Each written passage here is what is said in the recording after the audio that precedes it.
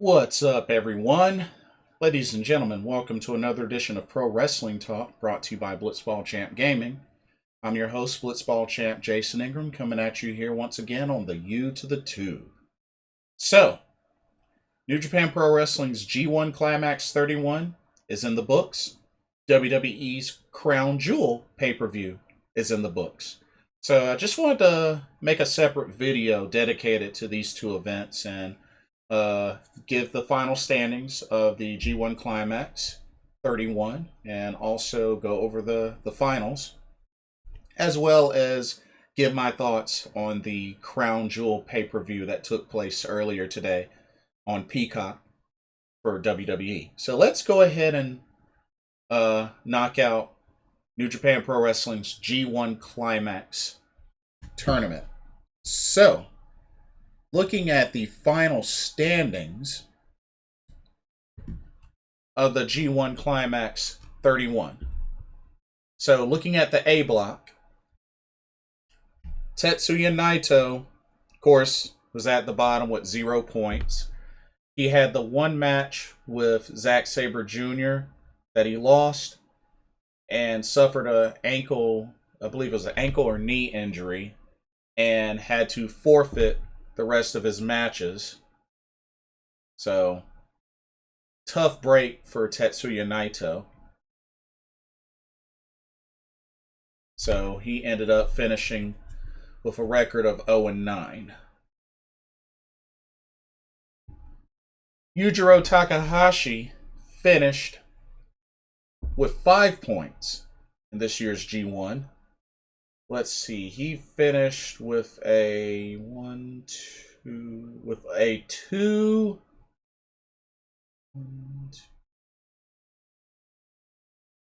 a record of 2-6-1. So he had the 2 victories over, well, he had the forfeit bye over Naito. He had the victory over Kota Ibushi. He lost to the Great Okarn, Tomohiro Ishii, Kenta, Tangaloa, Zack Saber Jr., Toru Yano, and had a draw with Shingo Takagi.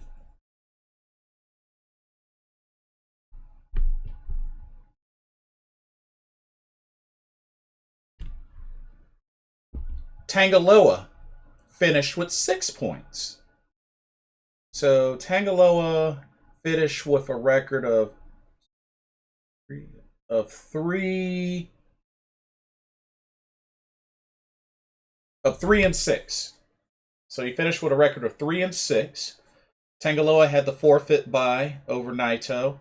He's also defeated Zack Saber Jr. and Yujiro Takahashi. He lost to Shingo Takagi, Toru Yano, Kenta, Tomohiro Ishii, the Great Okarn, and Kota Ibushi. Okay, finishing with 8 points was the Great Okarn. And he finished with a record of 4 and 5. So he had the forfeit bye over Naito. He had victories over Tangaloa, Yujiro Takahashi, and Toru Yano. And he lost to Shingo Takagi, Zack Saber Jr., Kenta, Kota Ibushi, and Tomohiro Ishii. Had a strong start, but couldn't finish strong. But had the strong start. Alright, finishing both at 10 points are Tomohiro Ishii and Toru Yano. Let's look at Tomohiro Ishii. So he finished with a record of 5 and 4. So he had the forfeit over Naito. He also had victories over Yujiro Takahashi, Zack Saber Jr., Tangaloa, and the Great Okarn. But he lost to Kota Ibushi, Kenta, Toru Yano, and Shingo Takagi. Alright, Toru Yano, who also had 10 points, he finished with a record of, let's see, 5 and 4. He had the bye victory over Naito. He's also beaten Yujiro Takahashi, Tanga Loa, Kenta, and Tomohiro Ishii. He lost to the Great Okarn, Kota Ibushi, Shingo Takagi, and Zack Saber Jr. All of his matches, like for the most part, were pretty short, which typically happens with Toru Yano. Okay. Finishing both at 12 points are Zack Saber Jr. and Kenta. So let's take a look at Zack Saber Jr. Zack Saber Jr., who also had a strong start. He ended up finishing with a record of 6-3. So he had victories over Toru Yano, Yujiro Takahashi, Shingo Takagi, Tetsuya Naito, Kota Ibushi, and the Great Okarn. But he lost to Tomohiro Ishii, Tanga Loa, and Kenta.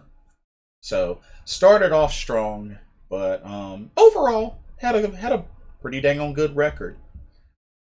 And then Kenta, who I really wanted to see make it out of the A block, also had 12 points. Let's see, he finished with a record of, 1, 2, 3, 4, 5, 6. Also 6-3. So he had the forfeit over Naito. He also had victories over Yujiro Takahashi, Zack Saber Jr., Tanga Loa, Tomohiro Ishii, and the Great Okarn. But he lost to Kota Ibushi, Shingo Takagi, and Toru Yano. Alright. Finishing strong at 13 points was Shingo Takagi. So he finished with a record of, 1, 2, 3, 4, 6.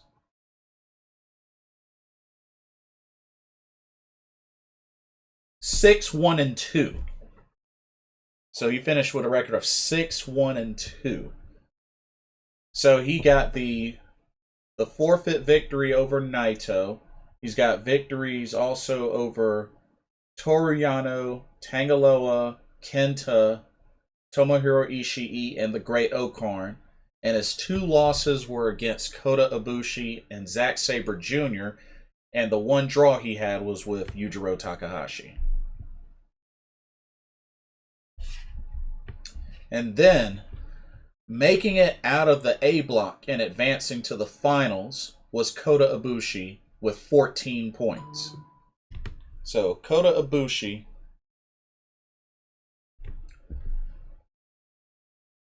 he finished with a record of 1, 2, 3, 4, 6, 7-2 out of the A block.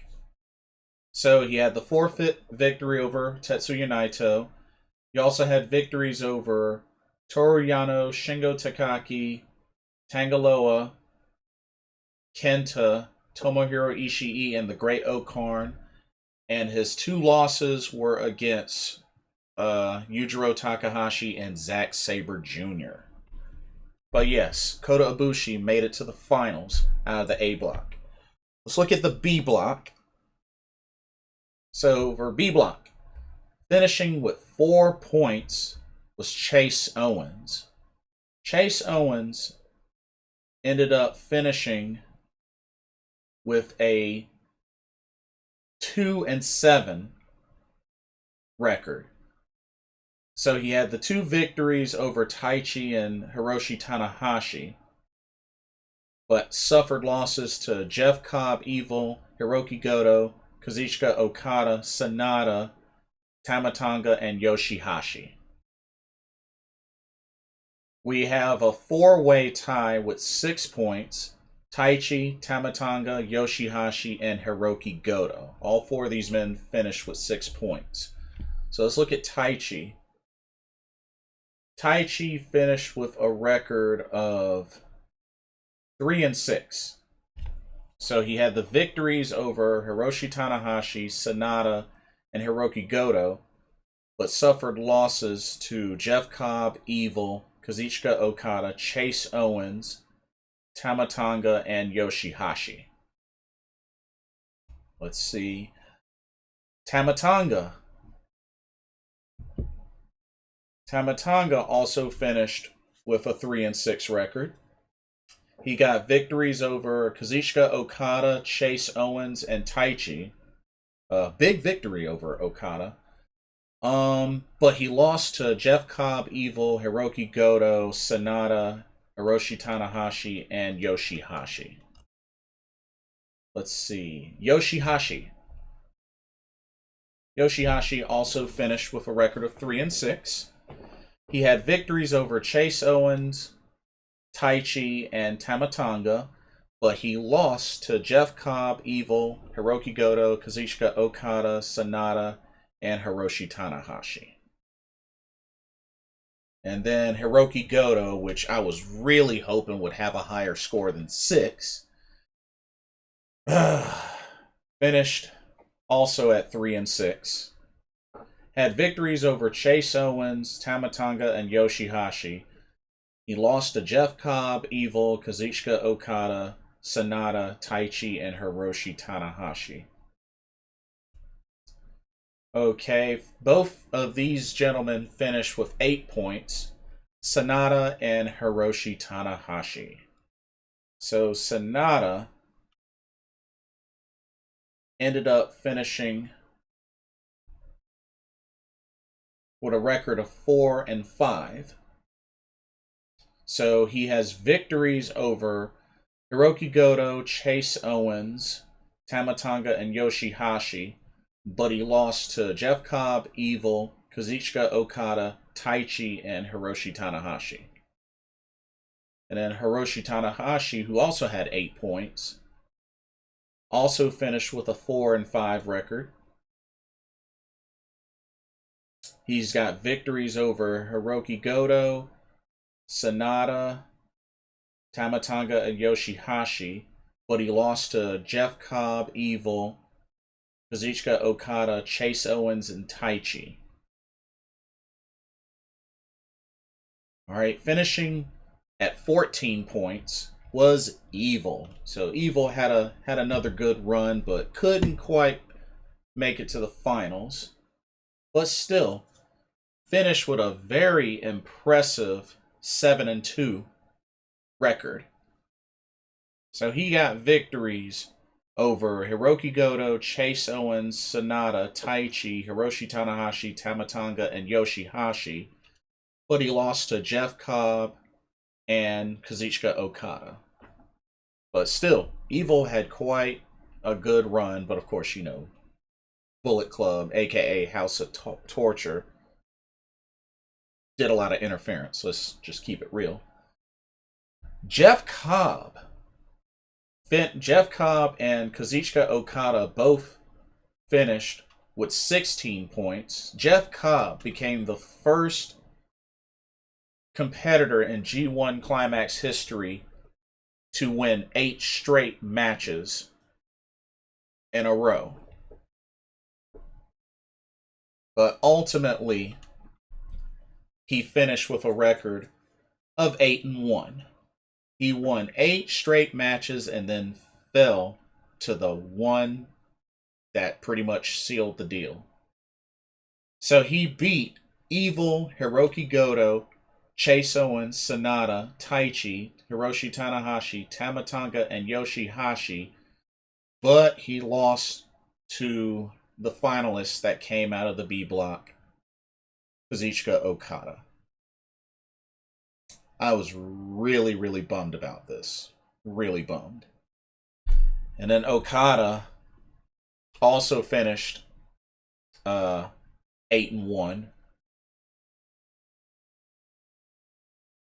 Okada had victories over Jeff Cobb, Evil, Hiroki Goto, Chase Owens, Sanada, Taichi, Hiroshi Tanahashi, and Yoshihashi. But his one loss was against Tama Tonga, and it looks like they're going to be brewing a storyline between Tama Tonga and Kazuchika Okada.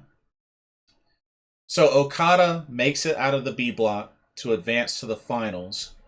And the finals for this year's G1 Climax ended up being Kota Ibushi out of the A block versus Kazuchika Okada out of the B block.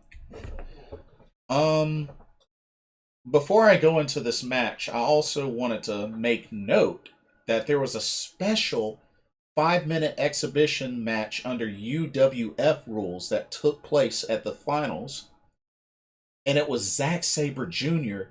going up against a returning Katsuyori Shibata. Like, wow. I did not see that coming, but they had a nice exhibition match under UWF rules, and it was great. It was actually great. Shibata looked good. And of course, it ended in a draw. Nobody won. It ended in a draw. And then afterwards, both of them, shook hands. And you know what? It was pretty nice. It was actually pretty nice to see them shake hands. And then Shibata announced that the next time he steps back in the ring, he'll be in his wrestling ring gear. So looks like we have Katsuyori Shibata returning to action in the ring of New Japan Pro Wrestling, and I love it. I definitely love it. It's been 4 years since he was put out of action, so I tell you, it'll be great to see him back. So, congratulations and welcome back, Katsuyori Shibata. Good stuff. Now, the finals of the G1 Climax, number 31. Okada, Ibushi. Now, of course, these two put on a great match. I mean, without a doubt. Unfortunately, this match ended abruptly. I mean, it still had a good, 20 plus minutes of action. But unfortunately, it had to be stopped by referee stoppage, as Kota Ibushi attempted a Phoenix Splash off the top turnbuckle. Okada rolled out of the way, and it looked like the way Kota Ibushi landed was like on his arm or perhaps wrist. He landed badly, and it's looking like he might have either broken his hand or broken his wrist, a fracture of some sort. But after that missed Phoenix Splash, referee checked on him, and the referee stopped the match and awarded the victory to Kazuchika Okada. So this is Okada's third G1 Climax tournament win. So therefore, he earns the briefcase and the right to challenge for the IWGP World Heavyweight Championship at Wrestle Kingdom in January. But honestly, I really feel for Kota Ibushi. Another injury means he's going to be on the shelf again. It's been kind of a rough year for Kota Ibushi. He's been kind of injury prone. Almost kind of like Hiromu Takahashi. He's been kind of injury prone, but he's back in the ring now doing his thing. But yeah, I feel for Kota Ibushi. That the dude's kind of taking a beating this year as far as the injury bug. So hopefully he can bounce back as soon as possible. But you never like to see a match end that way. And unfortunately, it had to be the finals of the G1 Climax. But Okada won. And then afterwards, as he was celebrating with his Chaos stablemates, Tama Tonga made his presence felt, congratulated him, but he also made note, remember, I beat you, I pinned you, I gave you your one loss in the G1 Climax. So, like I said, maybe perhaps Tama Tonga might try to challenge Okada for the briefcase, for the right to challenge for the championship at Wrestle Kingdom. I expect that to happen. We'll see. But G1 Climax 31 is in the books. So we have coming up, we got Power Struggled, we got the World Tag League, and we have the Best of Super Juniors to look forward to in New Japan Pro Wrestling. So that closes the door on another G1 Climax tournament. And then now, let's dive into WWE Crown Jewel. And like I said, this is their yearly show that they do in Saudi Arabia. This aired earlier today, Thursday, at noon for my time zone. The kickoff, they did have a kickoff match. It was a tag team match, non-title match. It was the Usos going up against the Hurt Business of Shelton Benjamin and Cedric Alexander. I was actually digging this matchup. I mean, it was cool that they had this matchup, but I mean, it was the pre-show, so I mean, you know. But it was an all right match. But ultimately, the Usos get a double super kick on Cedric Alexander, and I believe Jimmy went up for an Uso splash, hit him with the Uso splash. 1, 2, 3. Usos get the victory. But hey, maybe that's a preview of potentially Survivor Series. We'll see. But it was kind of cool to see these two teams compete against each other. You know what I mean? And then to start off the main card of Crown Jewel, they kicked off with the Hell in a Cell match between Edge and Seth Rollins. I'm going to tell you right now, I thought that this was the best match of the card. I mean, they gave these two plenty of time. These two tore each other apart. There was smack talk. There was tables. There was chairs. There was a toolbox with a wrench. And there was even a chain. There was a steel chain. I mean, pretty much a lot of stuff was used in this Hell in a Cell match. And I believe it probably was the longest out of all the matches on the card. But this told a great story. This rivalry with Edge and Seth Rollins really came to a strong conclusion. But we saw Edge attempt to put Seth in the crossface with the bottom chair piece and also used the monkey wrench as well. We saw Seth Rollins do a few super kicks with a chain wrapped around his foot. I mean, we saw a lot. We saw tables get used. But ultimately, it was Edge giving the curb stomp to Seth Rollins onto a chair to seal the deal. 1, 2, 3. Edge gets the victory at Crown Jewel. And I'm really just hoping this puts the end of this rivalry. It's been good, but I hope this is it. But we'll have to see what happens. We have to remember, both of these superstars are on Raw, so we'll have to see what happens, but I really hope this puts the nail in the coffin in this rivalry. Okay, next up, you had the singles match between Mansour and Mustafa Ali. Now, also keep in mind, Mansour has been undefeated at Crown Jewel, and I believe Super Showdown as well. Because, you know, this was in Saudi Arabia and was actually in Mansour's hometown in Saudi Arabia. So, of course, you know, he was the fan favorite. And this was actually a good match, a good singles match between these two. Of course, Mustafa Ali, great athlete. Mansour, good wrestler as well.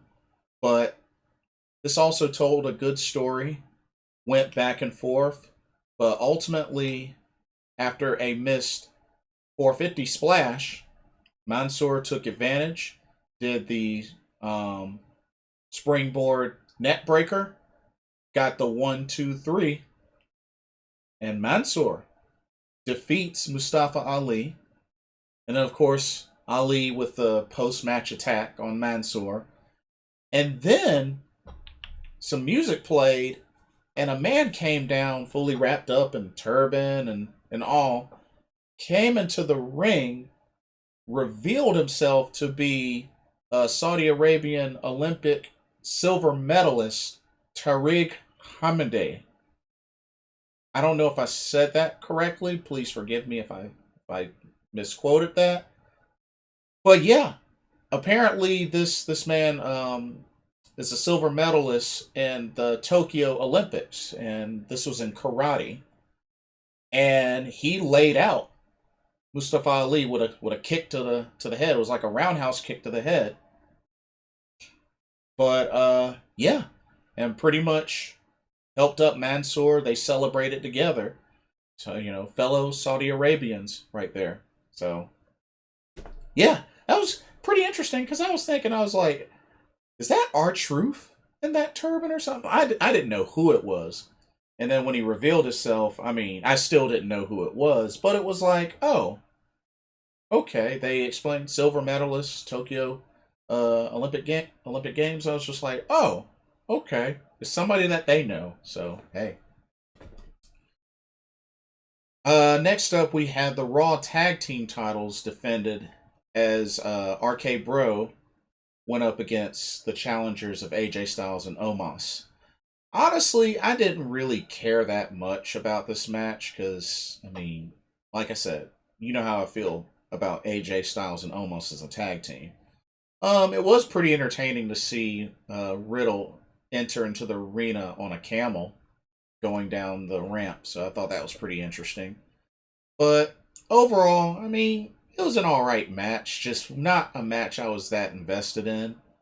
But, I mean, Omos got his offense in, and so did the others. But ultimately, Randy Orton countered the phenomenal forearm with an RKO out of nowhere.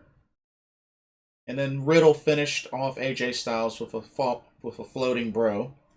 1, 2, 3. RK Bro retained the tag titles.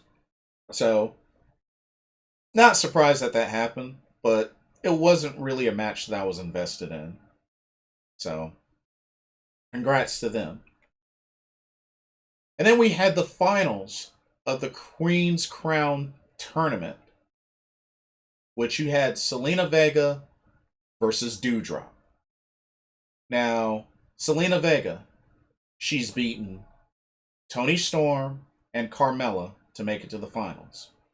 Dewdrop has beaten, let's see, she beat, I believe it was Shayna Baszler, I believe before, I'm sorry, Natalya and Shayna Baszler. That was who Dewdrop beat to make it to the finals. I was actually really, really shocked at this outcome. The match wasn't crazy long. Of course, the Queen's Crown tournament matches have been fairly short, but this one was definitely about the same, maybe a little more than Dewdrop versus Shayna's match. But I think it might have hit the 5-minute mark. Even still, it was kind of back and forth. Selena Vega was actually doing pretty well, which, like I said, I've never thought that Selena Vega was a bad wrestler. I've always thought she was a decent wrestler. Like I said, I've been watching her since Impact Wrestling when she was Knockout Tag Team Champions with Sarita. But this was pretty back and forth. But ultimately, Dewdrop went for the running crossbody. Zelina Vega got out the way and capitalized with a code red, and she pins Dewdrop. And Zelina Vega is now your Queen's Tournament champion. All hail Queen Zelina. I was shocked. I honestly did not think she would win. I thought they were really pushing Dewdrop, but Zelina Vega won. And it makes me think about, you know what?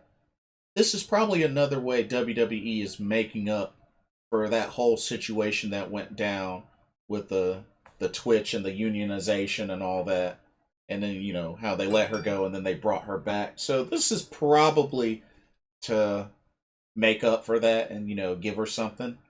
But yeah, congratulations to Zelina Vega. My only hope now is with her winning this tournament, this first ever Queen's Crown tournament, they really need to start booking Zelina Vega pretty well.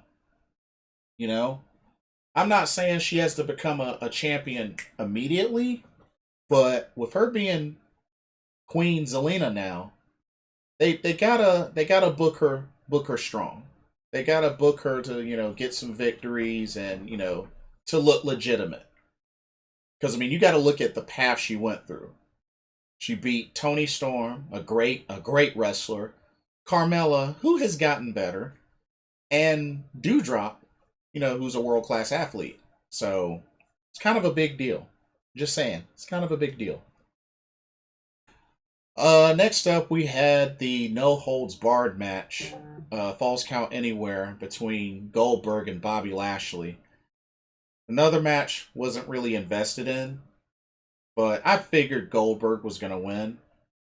But I mean, it was no DQ. Anything goes. Anything can be used.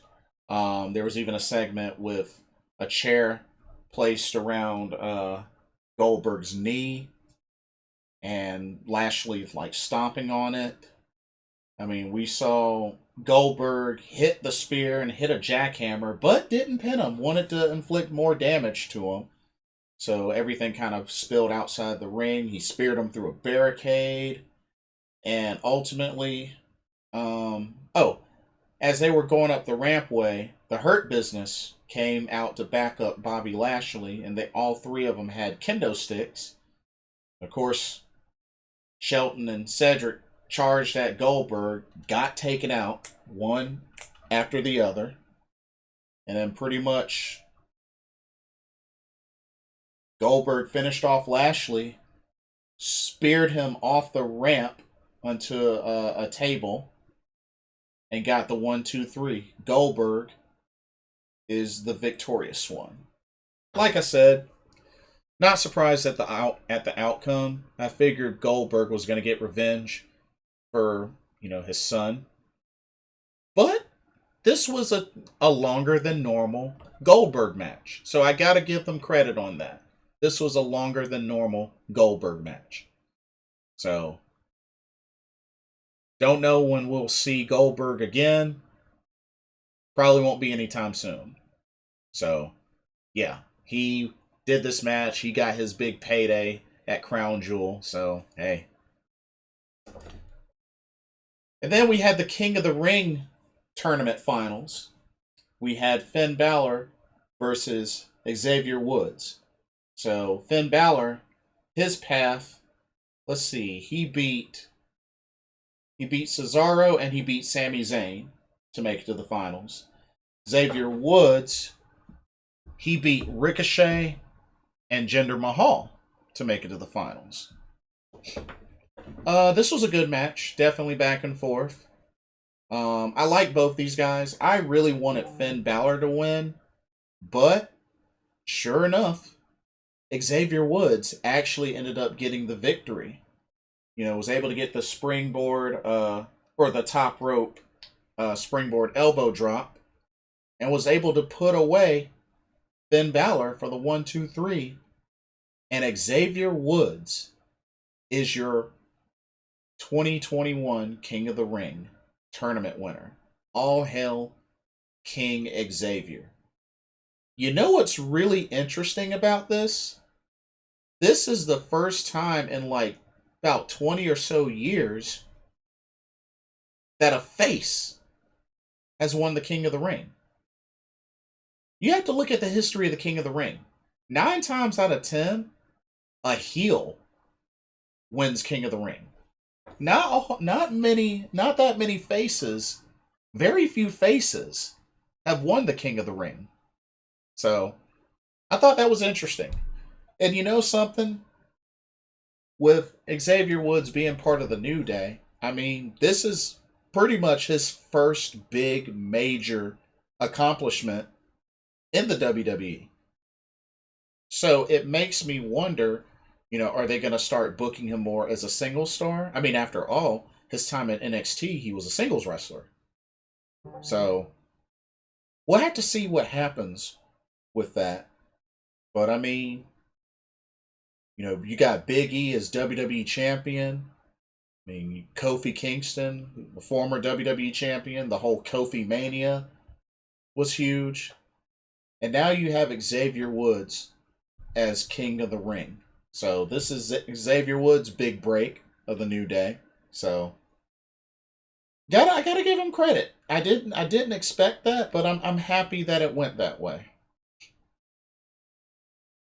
I just find it interesting that both winners of these two tournaments aren't former singles champions, or anything like that. So it'll be interesting to see how they book Zelina Vega and Xavier Woods going forward after this tournament. And, now that the draft is over and, all the results come into effect, starting tomorrow on Smackdown, be interesting to see what happens. Okay, you had the WWE Championship on the line as Big E defended the title against Drew McIntyre. Now, of course, this was a great back and forth match. These two have great chemistry in the ring together. This is two faces going at it. So it's cool. It's actually really cool. See these two faces go at it, and they both traded finishers, both kicked out of each other's finishers, but ultimately it took a second big ending from Big E to put away Drew McIntyre for good, and Big E retains the WWE Championship. And now, of course, Drew McIntyre's going to SmackDown. Big E is staying on Raw.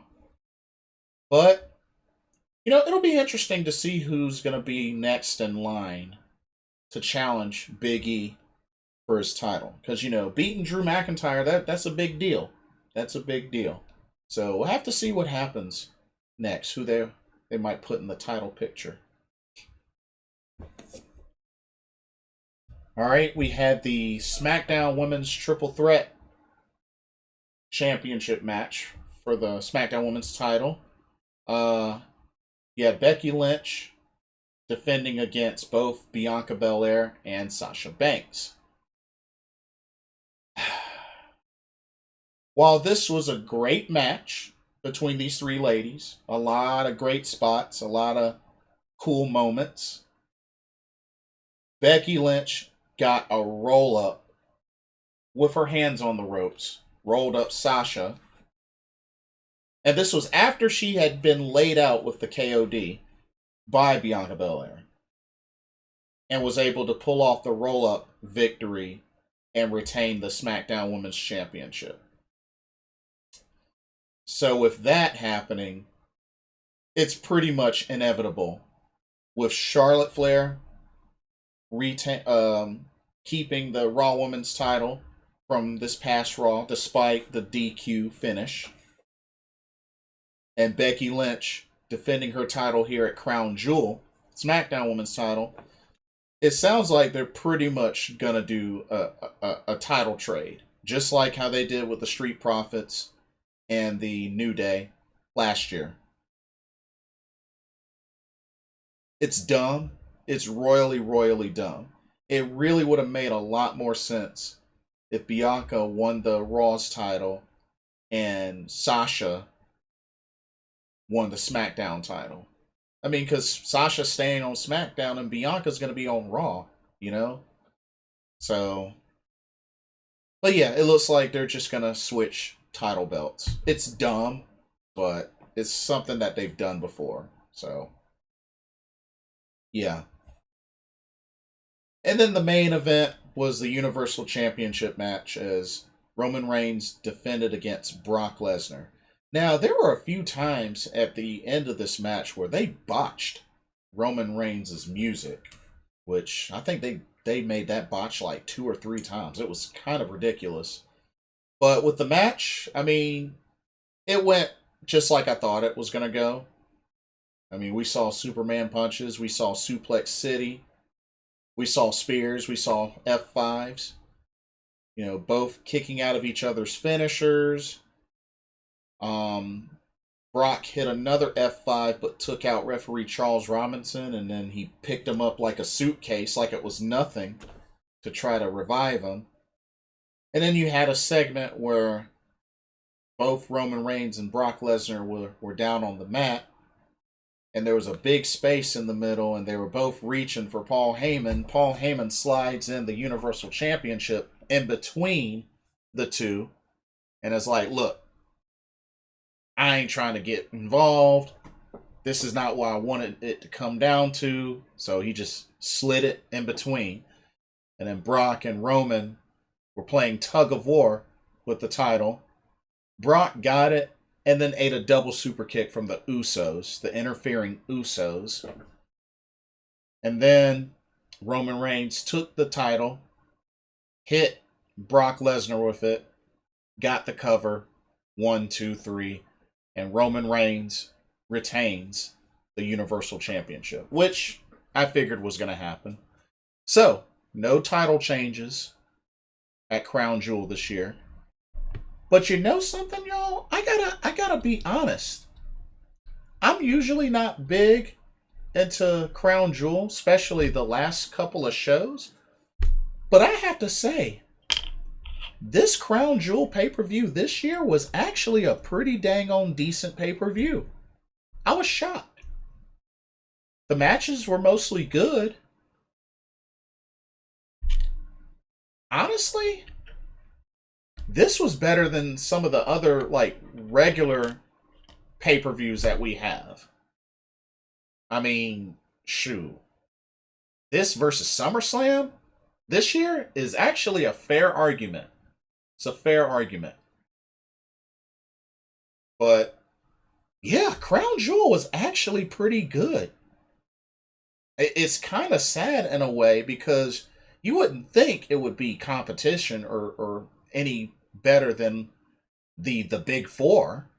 But, I mean, you know, I was talking to a friend of mine, shout out to Blackula. I was talking to a friend of mine, and he made a good point. I mean, with the production of Crown Jewel plus the venue, it kind of makes sense that they book it, that they have this show and treat it like it's a WrestleMania in Saudi Arabia. You know what I mean? So I thought it was interesting. But you know what? This was actually a pretty good pay-per-view. Probably the best Crown Jewel out of all the Crown Jewel pay-per-views that they've had. This was probably the best one. So that's all that I really have to say. Let me know what y'all thought. What did y'all think about the G1 Climax 31? Did you enjoy the tournament? Are you pleased with the results? Do you hate the results? What did you think of Okada winning the tournament? Do you think he will win at Wrestle Kingdom? And then Crown Jewel. What did y'all think of Crown Jewel? What did you think of the matches? What did you think of the outcomes? Did y'all think it was a good pay-per-view, a bad pay-per-view? And like I said, now that this is in the books, the draft kicks in. The results, that is. So, we'll have to see what happens. But let me know what y'all's overall thoughts are. Like, comment, subscribe, hit that notification bell so you don't miss any video. Thank you so much for watching. This is Blitzball Champ Jason Ingram with another Pro Wrestling Talk. Hope everybody has a blessed weekend, and I will see y'all soon. Night, everybody.